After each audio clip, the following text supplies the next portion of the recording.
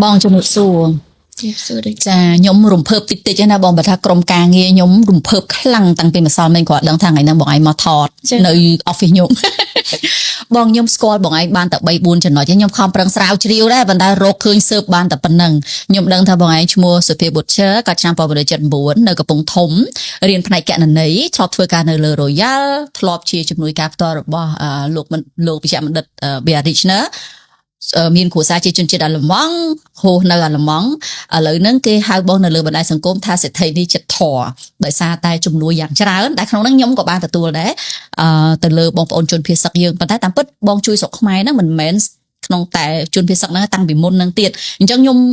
មានសំណួរច្រើនណាស់ចង់ដឹងចង់ស្គាល់ពីបងបន្ថែមទៀតប៉ុន្តែខ្ញុំសូមផ្ដើមសំណួរទី1ដោយពលានយន្តហោះពីព្រោះបងមកលើកនេះគឺជាលើកទី1ដែលបងបានបត់ពិសោធន៍ចុះនៅក្នុងពលានថ្មីមានអារម្មណ៍មិនដែរបងមុនចុះហ្នឹងមើលពីលើមកឃើញចារំភើបព្រឺសបល់ហ្មងណាហើយចង់ហូរទឹកភ្នែកដូចរំភើបថាយើងមានពលានហោះថ្មីមោទនភាពសម្រាប់ប្រទេសយើងហើយនិយាយទៅ exciting ហើយឡើងដូចថាអូឡើងចង់និយាយទៅយំហ្មងមិនតែគ្រាន់ថាវាមិននេះថាទឹកភ្នែកលំងហើយក៏ទប់ទៅហើយចៃដន្យអីអ្នកគេមកសួរយកអីចឹងក៏អារម្មណ៍ទៅក៏អូខេវិញកុំអីហ្នឹងយំបាត់ហើយដូចសំណោះប្រទេសយើងដែលបានសន្តិភាពមកវិញអផងហើយយើងបានសមិទ្ធផលថ្មីរបស់ប្រទេសយើងដែលចាស្អាតអញ្ចឹងណាខ្ញុំសឹងតែភ្លេចបាត់ហើយបងព្រោះលើកចុងក្រោយដែលខ្ញុំទៅអាល្លឺម៉ង់ដូចជាយូរហើយបងប្រហែលជា15 10ឆ្នាំមុនប៉ុន្តែបើតាមខ្ញុំចាំមិនខុសទេពលានយន្តហោះយើងរាល់ថ្ងៃនេះស្អាតជាងនៅអាល្លឺម៉ង់ទៀតមែនទេបងស្អាតជាងថ្មីយើងណាស្អាតជាងហើយនិយាយទៅយើងមានគេហៅមានបុត្តាមានពុទ្ធមានធ្វើអីនិយាយទៅលយស្អាតវា special ហ្នឹងហើយចាអាល្លឺម៉ង់អីធម្មតា boring ញ៉ៃsorry អត់រិះគន់គេប៉ុន្តែគេតាមជាអត់អីបងយើងនិយាយជាភាសាខ្មែរយកអត់បកហាមបកជាភាសាអាល្លឺម៉ង់បកក៏អត់អីដែរអូខេបងខ្ញុំចង់ដឹងបន្តិចពីព្រោះបើសិនជាស្ដាប់តាមប្រវត្តិខ្លះរបស់បងអានេះយើងនិយាយភាសាសាមញ្ញណាគឺបងបានចេញផុតពីភាពក្រីក្រคล้ายទៅជាសេដ្ឋីនីហើយក៏រស់នៅអាល្លឺម៉ង់បានយ៉ាងសុខសាន្តប៉ុន្តែបងក៏មិនសុខសាន្តតែម្នាក់ឯងហើយនឹងក្រុមគ្រួសាររបស់ខ្លួនឯងបងក៏បន្តជួយមកស្រុកខ្មែរច្រើនដែរខ្ញុំអាចសុំបន្តិចមុនពេលដែលករណីរឿងជនភៀសសឹកនេះព្រោះនេះយើងវាបកទៅយើងទាំងគេបងអត់មានណាគេរំពឹងទុកថាវាเป็นរឿងនឹងកើតឡើងអញ្ចឹងបងបានជួយតាំងពីមុនហ្នឹងមែនអញ្ចឹងខ្ញុំចង់ដឹងថាតាំងពីបងចង់និយាយថារួចខ្លួនមកខ្លួនឯងនៅអាល្លឺម៉ង់អីរួចរាល់ហើយបងចាប់ផ្ដើមជួយស្រុកខ្មែរវិញហ្នឹងទៅលើផ្នែកអីខ្លះបងជួយលើកដំបូងបងអស់តាមខ្ញុំទៅដល់អាល្លឺម៉ង់ឆ្នាំ2004កាលហ្នឹងអត់មានលុយមានអីទេពីអ្នកប្អូនស្រីរបស់ខ្ញុំបូនីតាចាគឺនឹងស្វាមីគឺគាត់តាក់ទងទៅខាងមន្ទីរពេទ្យចាប្រមូលសម្ភារៈសុំគេអា second hand របស់គេគឺឆេចាគ្រឿងម៉ាស៊ីន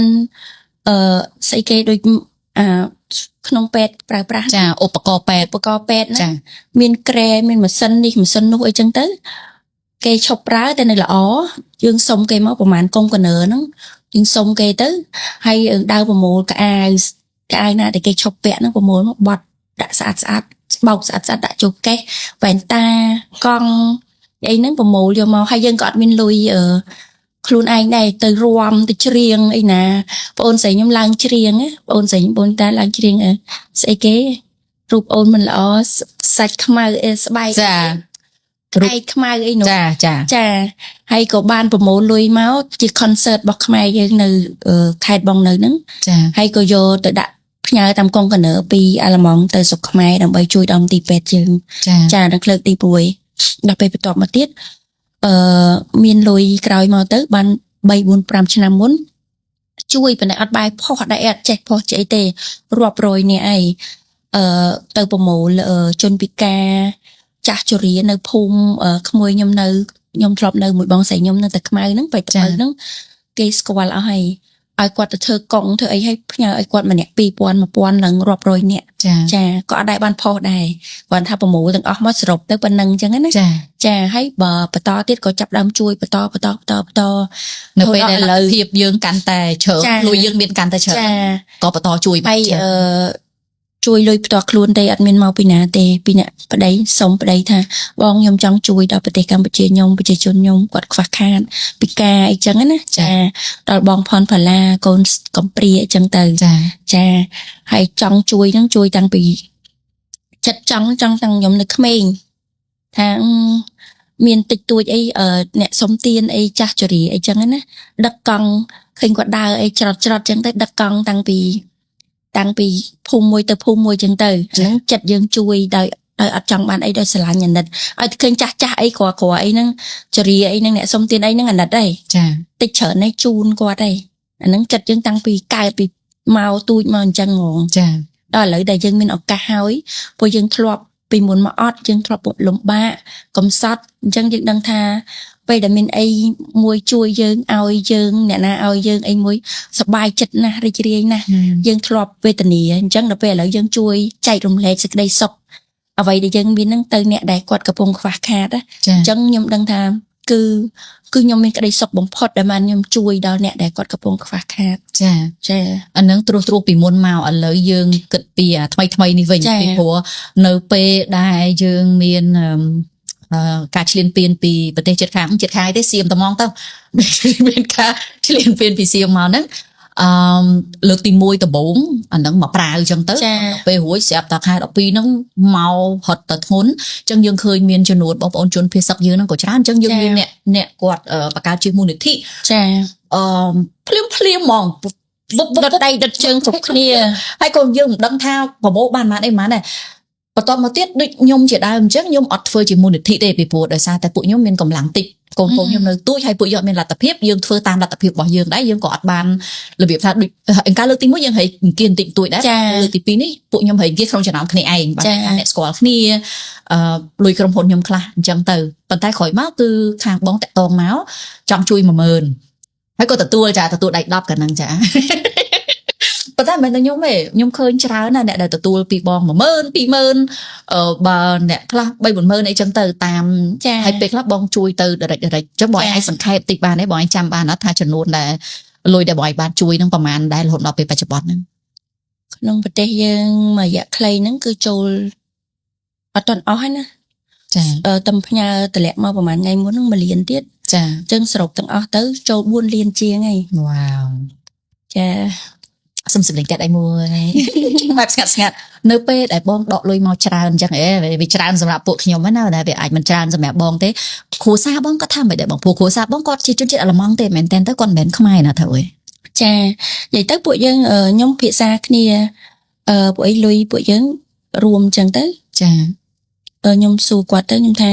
ឥឡូវហ្នឹងប្រជាជននៅប្រទេសខ្ញុំកំពុងត្រូវការជំនួយមិនដែរអាចជួយគាត់ថែមទៀតអត់អីចឹងណាគាត់ថាអូខេជួយអូនជួយច្រើនទៅ ចឹងស្រួលដែរមិនបាច់សើបញ្ចុះបញ្ចូលទៀមទាអីច្រើនទេចា ច្រើនណាគាត់ថាច្រើនទៅលុយយើងច្រើនណាស់ជួយទៅ ណែបងតាមពិតមូលហេតុដែលខ្ញុំសួរសំណួរហ្នឹងព្រោះមែនតើទៅរឿងលុយវាជារឿងដែលរសើបហើយកន្លងមកខ្ញុំក៏ជិះមិនសូវជានិយាយរឿងទូលេខរឿងអីដែរ ចា ប៉ុន្តែក្នុងករណីដែលខ្ញុំលើករឿងនេះគឺដោយសារតែថ្មីហ្នឹងដែរដោយសារមួយរយៈក្រោយហ្នឹងខ្ញុំធ្វើមេតិកាច្រើនទៅលើការអប់រំទៅលើអីចឹងណាវាមានមតិមួយចំនួនដែលគាត់អង្គុយចាំប្រឆាំងឲ្យទៅថាមិននៅស្រុកខ្មែរចង់និយាយថាឧទាហរណ៍ខ្ញុំនិយាយថាក្មេងៗគាត់រៀនបកាយមានសមត្ថភាពអីចឹងទៅណាមានខមមិនច្រើនណាខ្ញុំជួនណាចង់ខំខមមិនហ្នឹងដែរ តែគាត់ថាព្យាយាមដកដង្ហើមវែងមិនសូវហ៊ានឆ្លើយតបមកតែខ្ញុំសូមបញ្ជាក់ថានៅពេលដែលជនជាតិខ្មែរយើងទោះគាត់នៅណាក៏ដោយនៅប្រទេសណាក៏ដោយតិចឬច្រើនគាត់មានឈាមចូលខ្មែរយើងគាត់ត្រឡប់មកជួយយើងវិញអញ្ចឹងណាខ្ញុំអត់ចង់ឲ្យបងប្អូនរបៀបថាមាន comment មួយចំនួនដែលខ្ញុំលើកឡើងចំហ្មងទៅមានអ្នកខ្លះគាត់ថាក្មេងៗអស់ហ្នឹងតែរៀនបកាយបន្តិចតួចគាត់ទៅនៅស្រុកក្រៅអស់ហើយគាត់មិននៅចាំជួយខ្មែរទេបានចំណេញទៅស្រុកគេខ្មែរអត់ដដែលអញ្ចឹងណាប៉ុន្តែយើងមើលជាក់ស្ដែងទោះបីបងទៅដល់ណាក៏ដោយបងនៅតែដូចអត់បាត់ភាពជាខ្មែររបស់ខ្លួនឯងទេត្រូវទេ អត់ទេឥឡូវហ្នឹងបើនិយាយពេញថាអត់ដឹងមិនអត់ទាន់មានសង្គ្រាមយើងជួយរបៀបជួយ nè ọt nè ấy dân chui thua mà đa nè ấy mình đã lỡ tôi tôi tha fall in love cho mình nè khổ dân nè chôn phiệt sặc dân tôi chưa fall in love màแต่ hiền đại quạt khơi phê quạt tha sần nọ khơi ôm mau dung ចា tôi tha có đốc có đua bầu khăn hạt mỏng á sần nọ quạt anh nè quạt sần lánh quạt mỏng ចា xong bây giờ nè đại slap tư nè đại vẽ ly đôi bong ấy xài coi nè phê quạt ấyปูเป็นแต่ดอยเบะดงสับปะรดกวาดได้ทาแลกบองดอยเบะดง ចា จูนไปเชียจูนไปเตะเชียจูนไปเชียจนหมองอัดมีสไลด์สนอกาบัดบองบอกกวาดให้เคยตกมุกกวาดทาอลุยติกตีทลายเบะดงไอ้ ចាអញ្ចឹងគាត់ចង់ជាឱកាសហ្នឹងផ្ញើសារហ្នឹងទៅកាន់បងប្អូនរបស់យើងណាថានៅពេលដែលយើងឃើញខ្មែរយើងណាដែលគាត់រៀនបានខ្ពស់ដែលគាត់អាចផ្លាស់ប្ដូរជីវិតបានល្អដែលគាត់យើងអត់គួរបែងចែកគេថាតតែនៅស្រុកខ្មែរតតែចូលធ្វើទាហានព្រោះដូចអ្នកខ្លះថាបើស្រឡាញ់ជាតិមិនក៏មិនចូលធ្វើទាហានទៅចាថាម្នាក់វាអាចមានរូបភាពនៅក្នុងការជួយជាតិរៀងខ្លួនអញ្ចឹងយើងអាចមិនពេញចិត្តនៅជំរឿរបស់គេប៉ុន្តែយើងអត់គួរវាយប្រហារជាសាធារណៈតតែចេះតតែចោះអញ្ចឹងណាចាហើយដូចបងនិយាយចឹងអ្នកខ្លះក៏គាត់បរហាញឲ្យដឹងទៅអ្នកខ្លះក៏អត់ចឹងទៅអញ្ចឹងការដែលយើងឃើញគេធ្វើអីឬមិនធ្វើអីហ្នឹងវាមិនមែនសិតតែជាអ្វីដែលយើងអាចមានសិទ្ធិទៅកាត់សេចក្តីទៅថាទៅអីទេព្រោះពេលខ្លះខ្ញុំមានអារម្មណ៍ថាខូចចិត្តណាបងនៅពេលដែលយើងធ្វើមេតិកាអីទៅឬក៏យើងនិយាយអីទៅឲ្យតែមិនដូចចិត្តគាត់គឺបានន័យថាយើងអត់ស្រឡាញ់ជាតិទេស្រឡាញ់ជាតិតតែចូលធ្វើទាហានស្រឡាញ់ជាតិតតែចេះចោះអីចឹងគាត់ស្រឡាញ់ជាតិប៉ុន្តែគាត់ចង់ឲ្យម្នាក់ស្រឡាញ់ជាតិដូចគ្នាគាត់ចង់ឲ្យបងអត់ទៅណាល្មងឲ្យត្រូវទៅនៅស្រុកខ្មែរអញ្ចឹងចឹងអត់បានលុយមកជួយយេអញ្ចឹងឲ្យទៅរីកចម្រើនទៅហើយពេលដែលយើងមានលទ្ធភាពយើងជួយក៏បានកាន់តែច្រើនដែរគាត់អាចយកលទ្ធភាពអីមួយមកជួយចាចាខ្ញុំសង្កេតឃើញបងភាគច្រើនបងជួយជាលុយព្រោះអានឹងបងមានលទ្ធភាពស្រាប់បងបាញ់ឲ្យអីចឹងទៅប៉ុន្តែខ្ញុំឃើញក៏បងឯងជួយជាទឹកដោះគោដែរ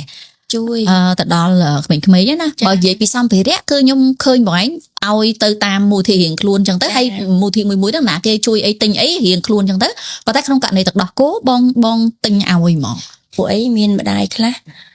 គាត់ខ្វះលទ្ធភាពគាត់អត់មានទឹកដោះសុខភាពខ្សោយអីចឹងទៅ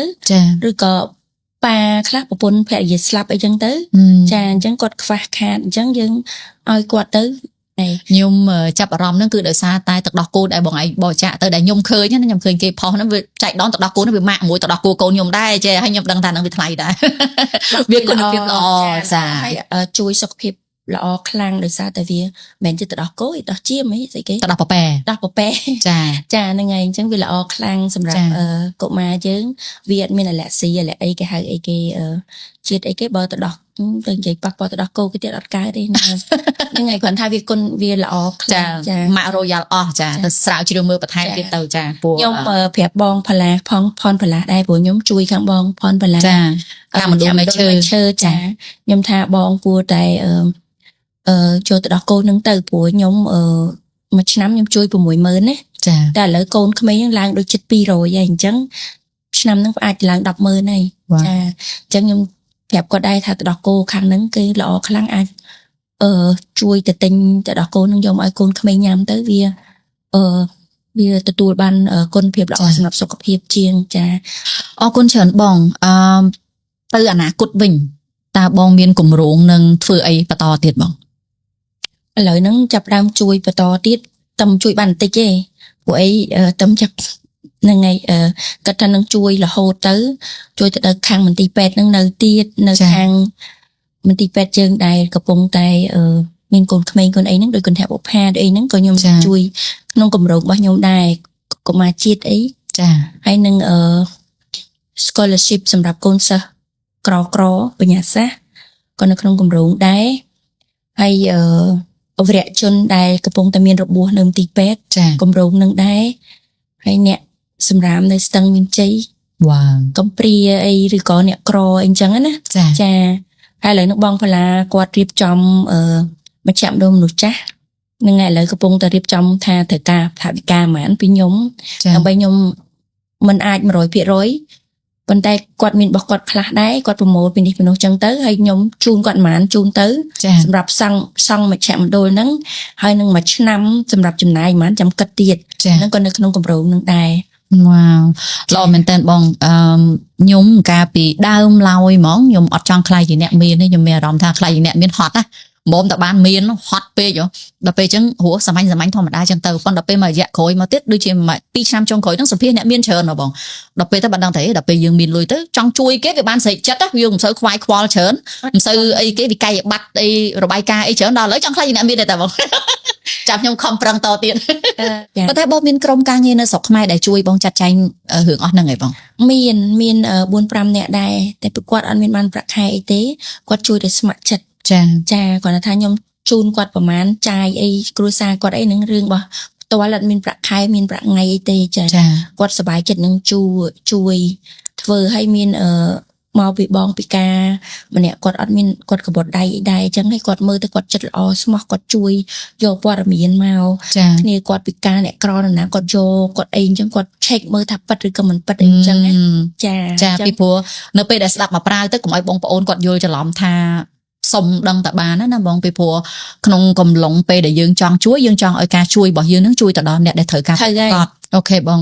ខ្ញុំមានសំណួរមួយដែលខ្ញុំចង់ដឹងជាផ្ទាល់ខ្លួនហើយខ្ញុំដឹងថាមានមនុស្សជាច្រើនក៏ចង់ដឹងដែរគឺប្រវត្តិស្នេហាបងឯងម្ដងនិយាយរឿងធ្វើបន់ហើយស្នេហាបងឯងជួបគ្រូសាស្ត្របងឯងនៅណានេះចូលលក្ខណៈចង់ដឹងចង់ចេះរឿងគេជួបនៅអាល្លឺម៉ង់អញ្ចឹងបានន័យថាបងទៅអាល្លឺម៉ង់មុនពេលបងរៀបការមួយគាត់ត្រូវអត់និយាយទៅបងទៅអាល្លឺម៉ង់I don't know how to say បងមានបងធ្វើនៅគណៈបុប្ផាបងមានស្វាមីមុនមួយអូខេស្វាមីមុនមួយហ្នឹងបានកូន2ហើយចាហើយក៏បងទៅអាល្លឺម៉ង់តាំងពី2004ហ្នឹងស្វាមីមុនហ្នឹងអូខេគាត់ធ្វើសប្បុរសធម៌ដែរសម្រាប់នៅស្ទឹងមានជ័យហ្នឹងក៏គាត់ប្រមូលក្រុមហ៊ុនលុយពីអាល្លឺម៉ង់មករៀបចំដើម្បីឲ្យខ្មែរយើងហ្នឹងមានការងារធ្វើនៅប្រមូលសម្រាមហ្នឹងឲ្យស្អាតប្រទេសយើងហើយផលិតសម្រាមហ្នឹងចាញ់ជីយកទៅលក់បានលុយយកឲ្យកម្មករនឹងវិញចាហ្នឹង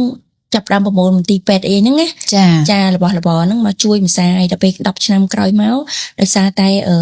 យើងអត់គិតថាវាអត់ទៅមុខទៀតក៏យើងបែកគ្នាដោយធម្មតាទៅចាដល់ខ្ញុំនៅអាល្លឺម៉ង់ម្នាក់ឯងតស៊ូមានចំកូនចំអី2ហ្នឹងទៅគាត់ក៏ចំអីហ្នឹងតែយើងអត់មានជាអ្នកហូហីអីទេតែដល់ពេលអ្នកស្វាមីក្រោយហ្នឹងគាត់នៅអាល្លឺម៉ង់ខេត្តមួយគ្នាយើងនឹងទៅឃើញគ្នាមើលបាល់មួយគ្នាញ៉ាំបាយជុំគ្នាមួយមិត្តភក្តិអីចឹងទៅចាហើយក៏ជួបគាត់ទៅកាលហ្នឹងកូវីដទៅខ្ញុំថាបិទទាំងអស់អត់មានអីទេខ្ញុំមាន cosmetic របស់ខ្ញុំមានcosmetic salon របស់ខ្ញុំធ្វើនិយាយទៅធ្វើច្រើនណាធ្វើតោភ្នែកធ្វើចើមធ្វើទាញខ្សែរបស់ដូចដុកទ័រទូចមួយចឹងណាចាធ្វើគេស្អាតដល់ពេលដែលសារកូវីដហ្នឹងគេបិទទៅក៏ខ្ញុំមិត្តភក្តិមួយប្តីខ្ញុំដែរខ្ញុំថាអ៊ូដូអ្នកឯង